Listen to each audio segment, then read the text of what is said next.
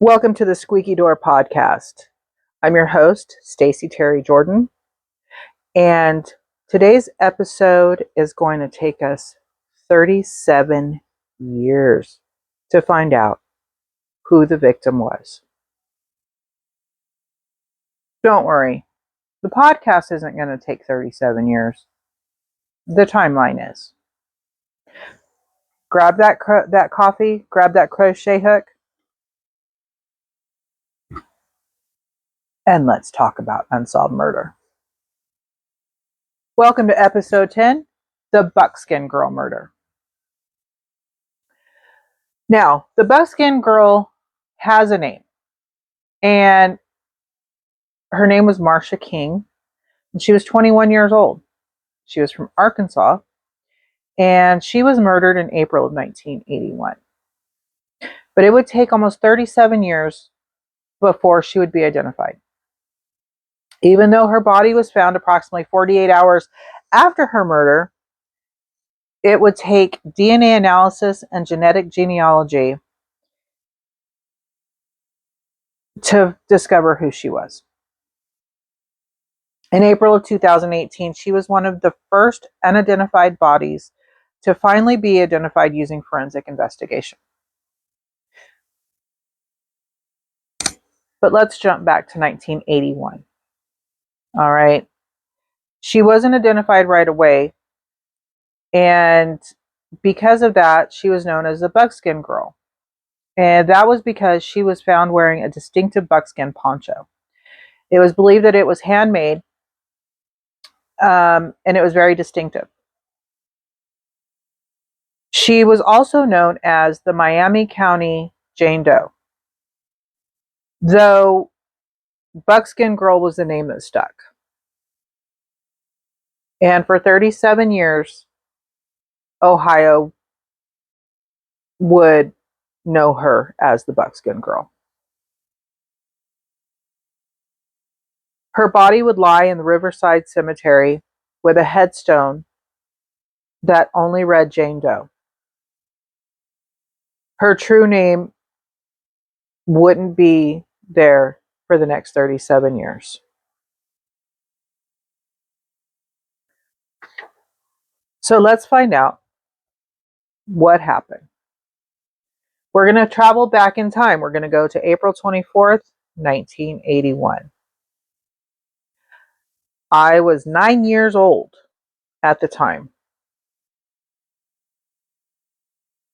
So on April 24th of 1981, three young men, Greg Birnbaugh and Neil Hoffman, along with a third unidentified man, were walking along the Greenlee Road in Newton Township, Troy, Ohio.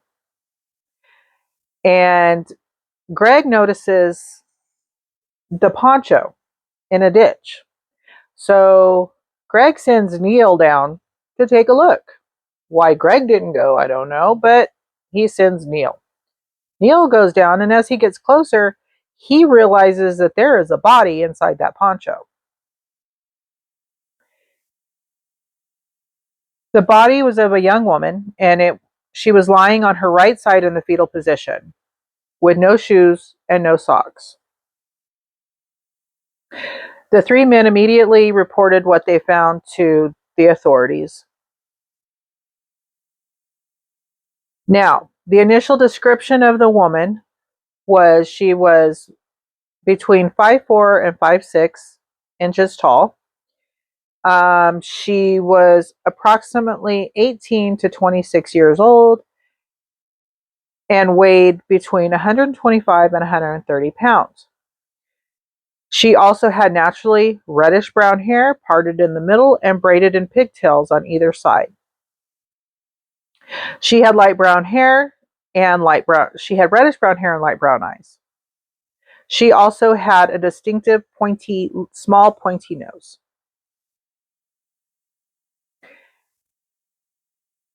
Now, her skin was a little ruddy, which meant she spent the last few months prior to her death in the outdoors.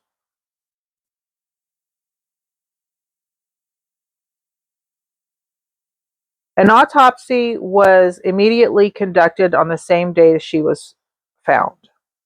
And the medical examiner found that she suffered from extensive blunt force trauma to the side of her head and neck.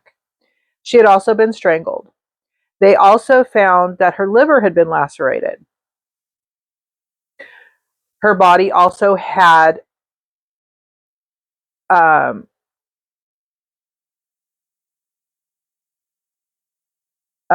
scars. She had scars on her body. So she had a vertical scar under her chin. She had a scar on one wrist. She had a scar on both arms, and she had a scar on one ankle. So I never could find whether those scars seemed to be from being maybe tied up or had anything to do with what happened to her, but they were noted on her in the report. They also found that she had not been sexually assaulted.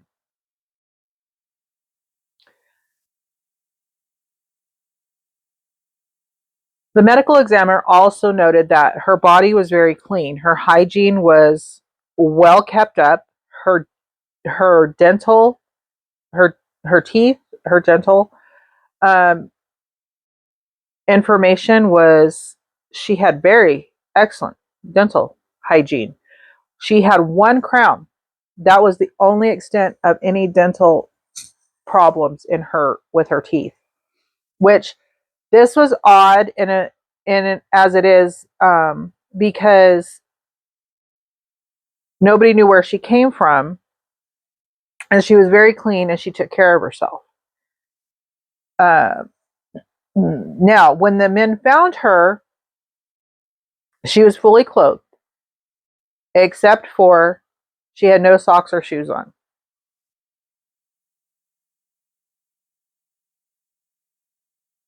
She even had her undergarments on. So the only thing missing was her socks and shoes. Now, at the time, because she was found within 48 hours of her death, they were able to get fingerprints from the body, and they also got dental.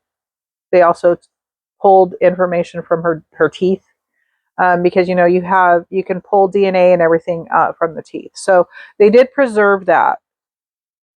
Um,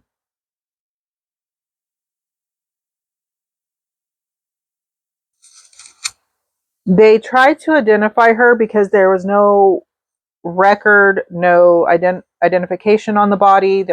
They couldn't figure out who she was, so they turned to composite sketch artist, and that rendering, which is right here, this is the rendering of what she looked like, and that was released to the local media, so local newspapers and television.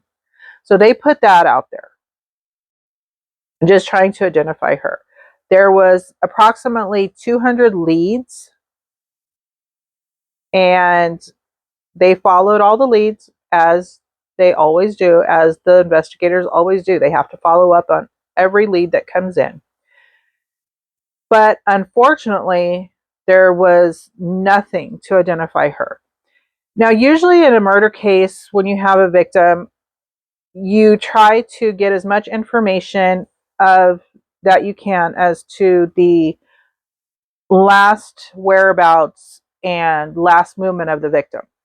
Now, unfortunately, in this case, because they didn't know who the victim was, they couldn't follow where she'd been prior. They didn't know where she was from. They didn't know if she was local. They didn't have any information.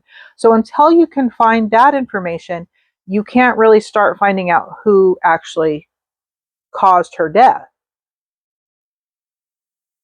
And that hindered the police investigation big time. And it's kind of hard with us as civilians and not familiar with how investigators work and how police work is done, how important it is to know the victim or be able to find out information from family members of the victim. And when you don't have access to that, The police are kind of at a standstill. It didn't deter them, though, because Troy, Ohio, the police investigators for this town never gave up on this girl. They never gave up on this victim. And so they would continually work on this for years. Since they were able to take fingerprints and dental information, they were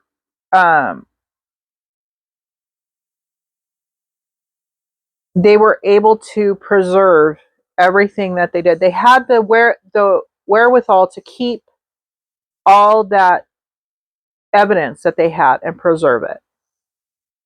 And it's known back in the 80s, the late 70s, early 80s, when they started talking about DNA and they started talking about that stuff and trying to figure out how to use it. Investigators all over would preserve evidence, whatever they could, blood, tissue, clothing, whatever they could keep, any kind of evidence they could keep, they preserved that because they believed that down the road there would eventually be some sort of scientific way to find out who the victim was or who the perpetrator was.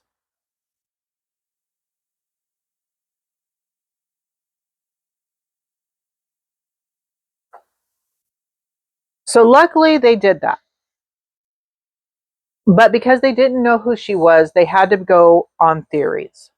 Now, police investigators, it's not uncommon. They always have theories, and theories are a good way to try to narrow down once you can find out who the victim is or if you have anything leading to a perpetrator. So the theories that came forward was one theory. The first theory was that she was a runaway. Again, didn't know who she was, so they couldn't find out where she ran away from unless there was some sort of missing persons report done. Now, apparently there was not one at that time. So they didn't have anything to go on. So all they could do was, again, preserve what they have and work through theories. They did think that because nothing came from the leads from the composite sketch, they started to believe that she was from somewhere else and that she was murdered somewhere else and that her body was dumped in Troy, Ohio in the ditch. It was a good theory. Didn't have anything else to go on. But because of the lack of physical evidence at the crime scene, and because of how clean her body was and how clean her feet were with no shoes and socks, they the theory was that she was killed elsewhere and dumped. But finding where she was killed was going to be another hard thing because what have we been saying? Buckskin Girl did not have a name at that time. They didn't know who she was. And because of her feet being so clean and no leads, nobody knew who she was from local. Nobody knew who she was. They didn't recognize her. There was no family coming forward saying, yep, she's related to us. Nothing. Now, the area where the body was found was something else too, because it was dumped 5 miles from Interstate 75. And that was a perfect dumping ground because it was a smaller local roadside where she was found. It wasn't a heavily traveled area. And with that, it was more than likely that whoever murdered her had the perfect spot because she could have laid there till it was just bones found. Luckily the 3 men came along and happened to notice the poncho. And if they hadn't noticed the poncho, they may never have noticed the body. Therefore, Hence, she wouldn't have been even found, and it would have been even harder to find out who she was. They would not, if it had been later and she was left with, if they were just left with bones, of course you only can deal with DNA, but because she was found so soon after she was murdered, they had the fingerprints. Big deal. Fingerprints still to this day are a big deal.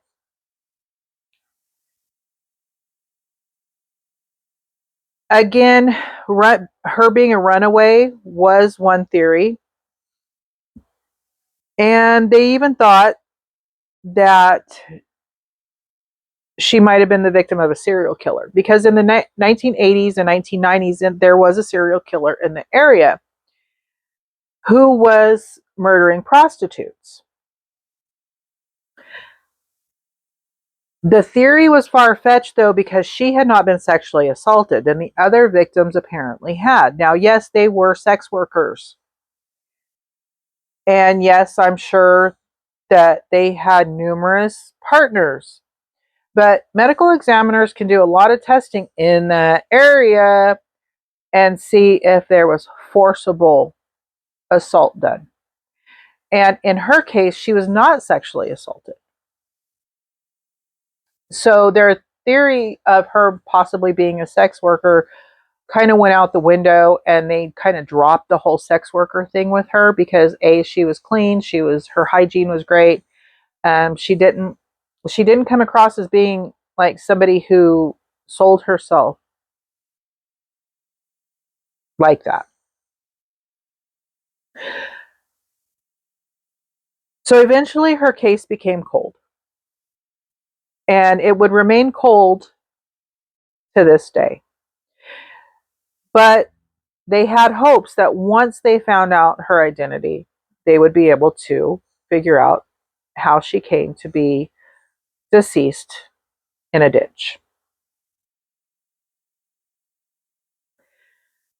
So, besides the theory of being a runaway, another theory was that maybe she was a foster kid and got lost in the system. And then that's why they couldn't find out who she was, because she hadn't been reported missing. If she was over the age of 18, she may not still be in the system. And so, therefore, no missing persons report on her. Another theory was that she was a wanderer, that she was somebody who just liked to go and travel, just take off and see where life took her. And back in the 80s, the 70s and 80s, that was a thing. People weren't scared to take off and go see how the world was. A lot of people just took a backpack and left and said, hey, I'm going to head this way or I'm going to head that way. I'm just going to take what little I have and see the world. And so that was a theory they had too, that maybe that's what she was doing, was just she was out seeing the world, ran into somebody, wrong person, wrong time, and there you have it. She ends up in a ditch. Another theory that didn't get a lot of push, again, was an abusive partner. That she was in a relationship, that the partner, that she tried to leave, and they weren't going to let that happen, killed her and put her in the ditch.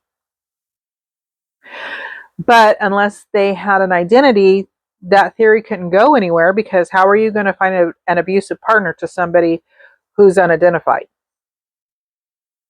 You're not.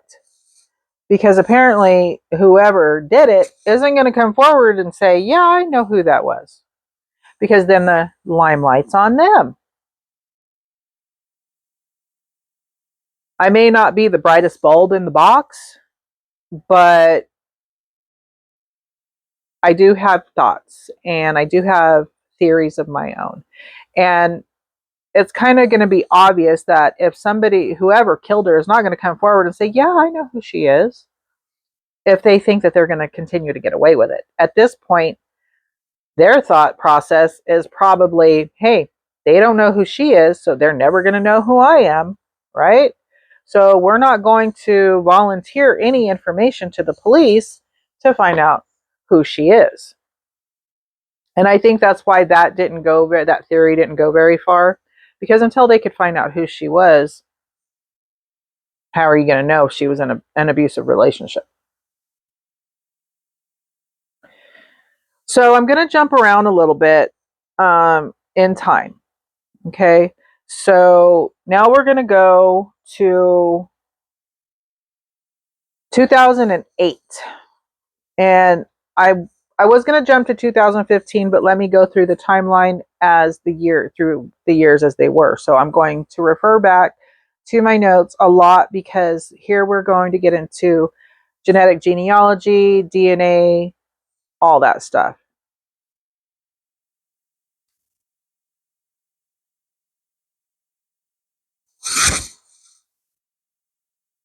Over the years, investigators continued to work on Buckskin Girl's case, and they believed she'd been murdered by a serial killer who would keep souvenirs from their victims, like a piece of jewelry, clothing, and in her case, the socks and shoes. Now, I'm not holding a lot of credence to that theory, because they kept going back to the serial killer theory, and only because of the missing socks and shoes. I found nothing that tied a serial killer to her body, to anything that happened to her body, except for the socks and shoes missing. And then, if that is the theory that they came across, why wouldn't a serial killer take the distinctive poncho, which possibly could identify her body if anybody came forward and said, oh, I made that for her, or this came from this store, or something? Why not take that to keep your identity hidden? And if it's because because the serial killer may have thought that, well, if I'm found with this, they're going to know it was me. In that case, why would they take jewelry from a victim? Because jewelry can be identified right away by whoever gave the victim the jewelry, or who saw the victim wearing that piece of jewelry. And it can be, even though multiples of those pieces of jewelry can be made and are identical, police can narrow that stuff down. And I'm not saying that because of all the crime shows I watch. I'm just saying that because it's common sense. Because you can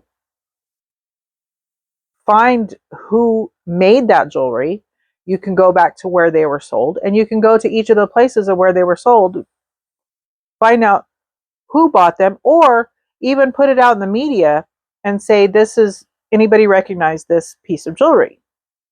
And I know they don't like to do that a lot. I know police don't like to do that a lot, because that takes away from the evidence. But if you're in a position where you're trying to identify a body, you are going to do that. Okay?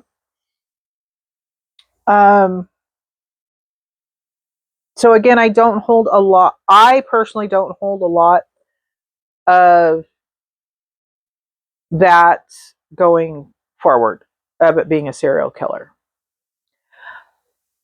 Now, in 2008, her DNA profile was uploaded to the National Missing and Unidentified Person System, and her fingerprints, dental, and DNA were made available to law enforcement databases nationwide. Now, they also had done this locally, and then in time, they were able to make it nationwide.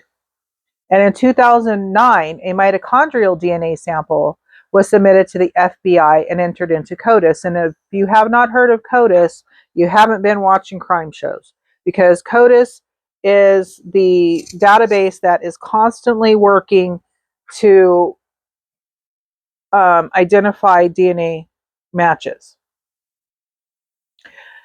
So they used that a lot, and luckily they put that into the FBI database. So even the FBI was involved in trying to locate the identity of the victim.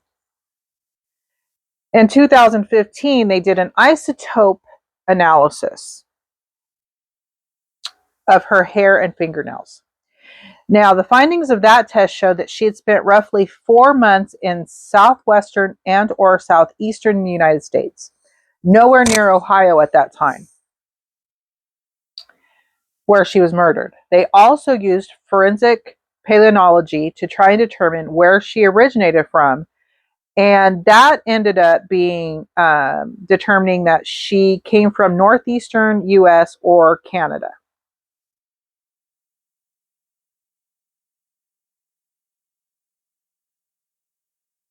And, you know, when so I talked about her blood and fingerprints and all that being preserved. Um,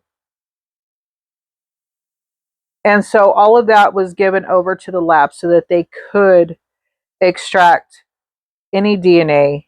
And that's how they added it to the law enforcement databases. And then in 2008, again, it went nationwide. And in 2009, it went to CODIS. So here we go in April. April again. Everything seems to be happening in April.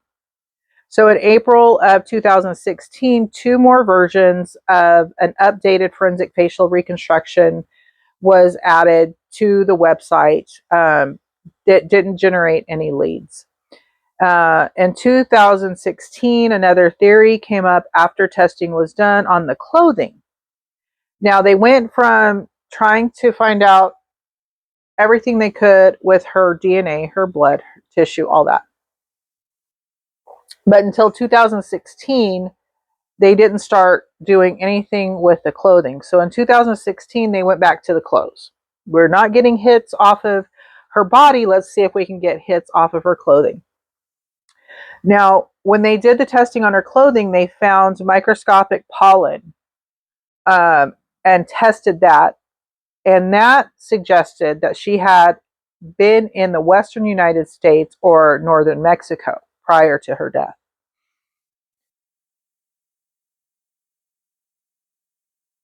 Now, we're going to jump to 2018. On April 9th of 2018, Buckskin Girl was officially identified as Marcia King of Little Rock, Arkansas. She was no longer a Jane Doe. She was no longer just a clothing item. She was finally found. Marcia King was 21 years old from Little Rock, Arkansas. Her DNA sample matched that of a sample submitted by a first cousin. Now, I couldn't find out why the cousin had submitted a DNA sample. The only thing I could think of was maybe they were doing a genealogical timeline, family tree type thing, and maybe they submitted their DNA and it ended up being a hit, or if the cousin was just trying to find any information that they could on Marcia. But ultimately, thanks to that first cousin submitting that DNA sample, she was finally identified. Now investigators had something to go on. Now they could find out some information as to why she ended up in Ohio. Anybody ever had this kind of a problem? I'm getting close to the end of my white and I didn't make it into a yarn ball, so I'm kind of dealing with this. So, back to regularly scheduled programming. Now police could actually speak to relatives of Marcia and try to find out how and why she was in Ohio. So the family members, once they were found, they said that the last time they had seen Marsha was in 1980. And Marsha was known to get around by hitchhiking. And when she left, they never reported her missing because apparently she probably left of her own free will. She was over 18 when she left. So if she left on her own, why would you file a missing person? Other than the fact that if they didn't hear from her, as a mother, if I didn't hear from my child, I would be trying to find out where she was. And those were the days of no cell phones. Okay. You weren't going to get a call unless somebody used a payphone or borrowed a phone from a home, a landline. So nobody had heard from her, but they just hoped that she was doing well and hoped that they would hear from her at some point. The family did not make any statements once her identity was found. They chose to not make statements to the press. They wanted to kind of be quietly left alone.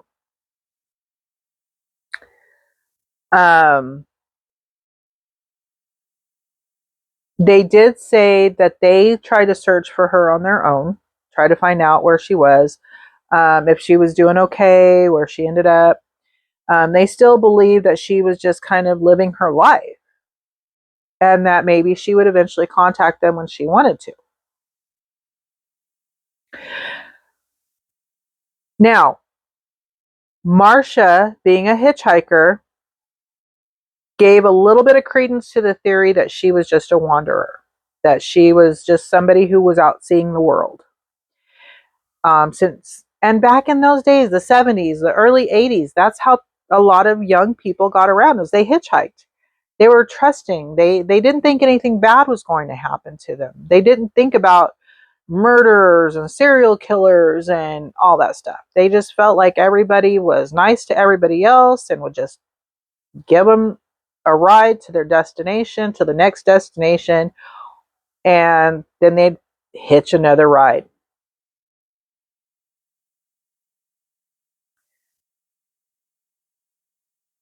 Now, in their investigation, they also found that Marsha had ties to the Pittsburgh area and to the Louisville, Kentucky area. They believe that Marsha had been in both places in the last months of her life. And in July of 2018, eyewitnesses came forward and placed Marsha in Pittsburgh 14 days before she was murdered. Another 6 eyewitnesses placed her in Arkansas shortly before the murder. So she was still traveling at that point. It is believed that she was traveling to Ohio to a religious organization called The Way.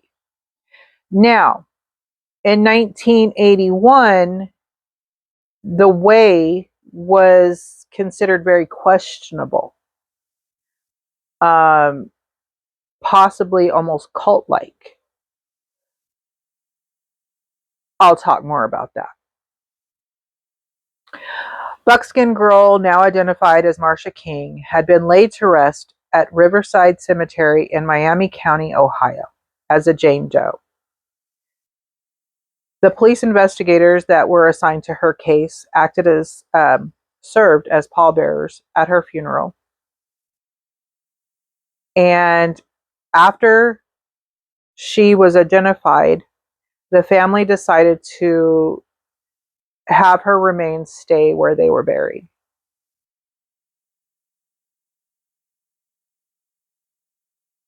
The family did, however, come together to purchase a new headstone. And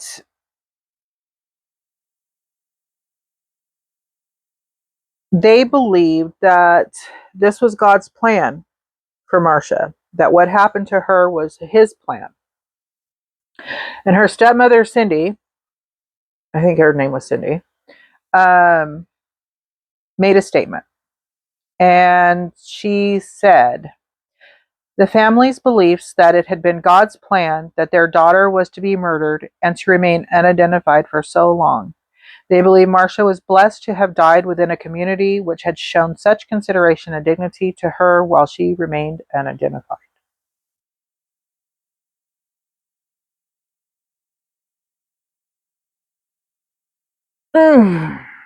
As a mother, I have a problem with that. I understand that her family probably came from a very stringent religious background. And if she was raised in that way, and if the theories were true that she was on her way to another religious organization called the Way, maybe that those strong religious beliefs and living a religious lifestyle, a very strong religious lifestyle is the way I'm going to put that. That everything is God's plan, no matter how good, bad, or otherwise, it's God's plan. But as a mother, I have a hard time saying, I would have a hard time saying that, you know what, this was God's plan. She was supposed to be murdered. But again, that is the family's beliefs. And I'm not saying anything negatively about it. It's just that is, to me, it's very odd when talking about a child. Now, the stepmother came into play because Marcia's mother and father had divorced, and her father, John, had remarried, and he had multiple children with his second wife. And over the years, they had wondered about what happened to Marcia, if she ever settled down, if she ever found where she wanted to be, and if she was okay. And they did hope that they would hear from her eventually down the road, that she would let them know where she was and how she was doing. On July 20th of 2018, another memorial service was given. And this time, the memorial service was for Marcia King, not Buckskin Girl. A new headstone was revealed with her given name. Sadly, though, her father, John, would never know what happened to his daughter. 3 months prior to Marcia being identified, her father, John, died, as did her brother, Daniel, and her half-brother, Jonathan. They never found out what happened to their daughter and their sister, and they went to their grave not knowing. And sometimes, I guess in the situation, maybe it was a good thing, but with their beliefs, I'm sure they're reunited at this point.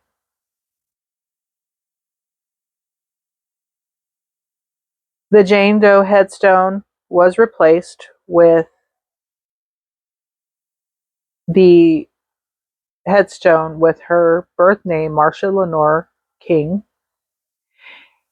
And the memorial service was attended by her stepmother, her 8 surviving family members, and over 50 local residents. The town of Troy, Ohio did not forget Marcia King. They did not forget Buckskin Girl. And they were there when her new headstone was placed.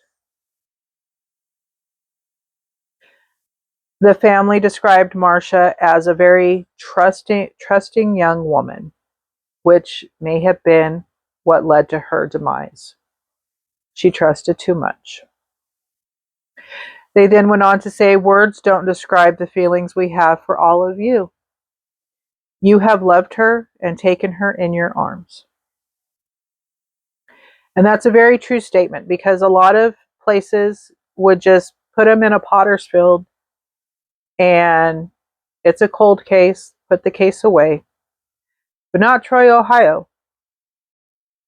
To this day, police still treat the case as ongoing open investigation. Though it is a cold case, they will still look at every lead. Let's go back though, where she was headed. We know who she was now, and we know where she was headed. The Way religious organization. I had never heard of it until researching this case.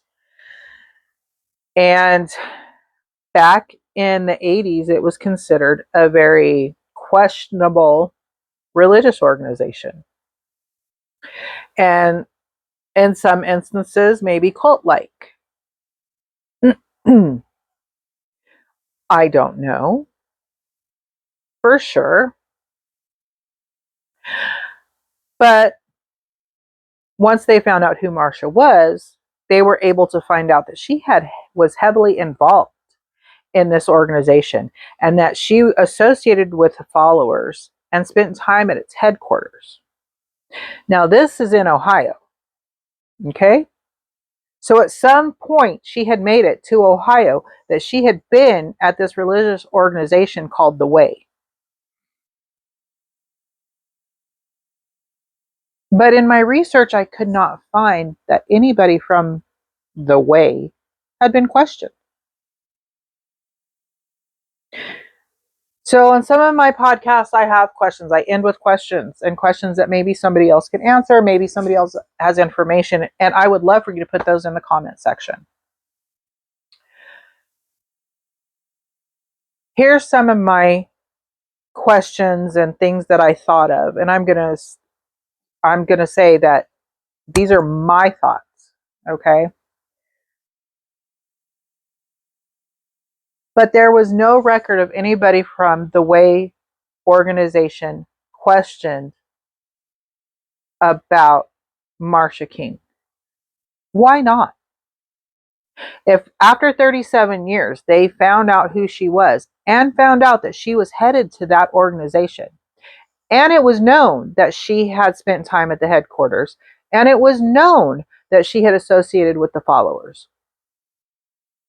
why no follow-up? Now, I understand that it could be because that was so many years ago, and maybe people who were around the organization at that time are no longer alive, or they've moved on, and maybe their whereabouts are unknown. I understand that. Here's another question.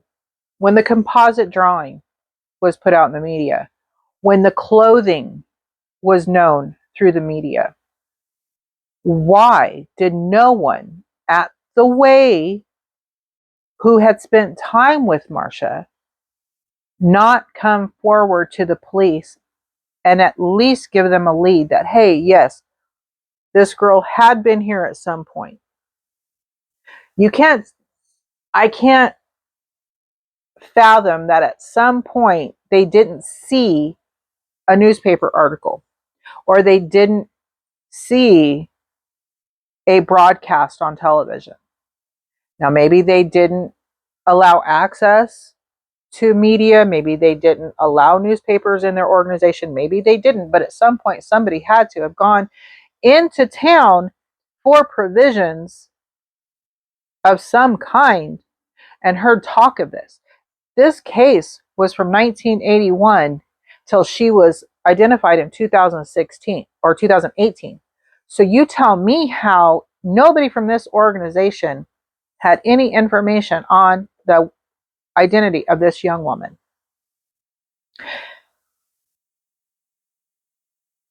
If there are no reports of anyone at the church being questioned, why would investigators not question any staff and followers who may have had something to do with her death, or who may have had something to do, once she was identified? Why did they not go question saying, is there anybody here who would have known who she was? Where are the people who were in charge in that time frame? Again, are they themselves deceased, or is nobody around that was there at that time? Again, it goes back to, why were there no shoes or socks on the body? If she was murdered by somebody in that organization, was she trying to leave and they got her before she got her shoes and socks on, and then they dumped her? Maybe she got, like, she got there and realized that this wasn't for her, but they didn't want her to leave because they don't want anybody to know about them, because they, to my understanding and in my research, they weren't a really well-known organization, only known under religious backgrounds, with people with very religious backgrounds, that word of mouth. What was the vicinity of the church to where she was dumped? I couldn't find that out either. And once they found out, was it too late to search the church grounds? At that point, did the police believe, well, we're not going to be able to find anything, it's been this many years, any evidence there is probably long gone? Understandable again, but if you're going to turn over every stone, that seems like a big stone to try to turn over. That would just be something I would like to question if I were an investigator. And who knows, maybe they did. And maybe they just, because it didn't come of anything, they didn't put it in a report. But from my understanding, I would think that investigators need to put everything in a report, so that later on, after these investigators have moved on, retired, or whatever, it is a cold case, so that the next investigators brought in would have all the information.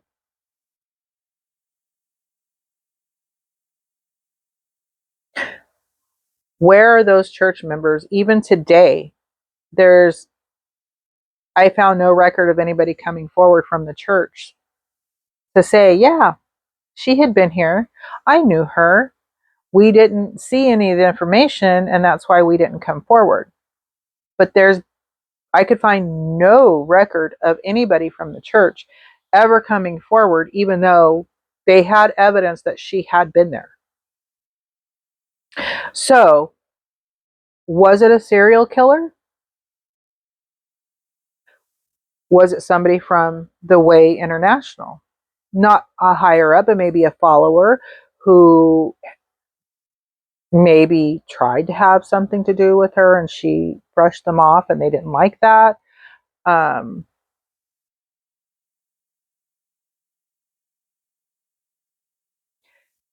Hopefully someday those questions will be answered.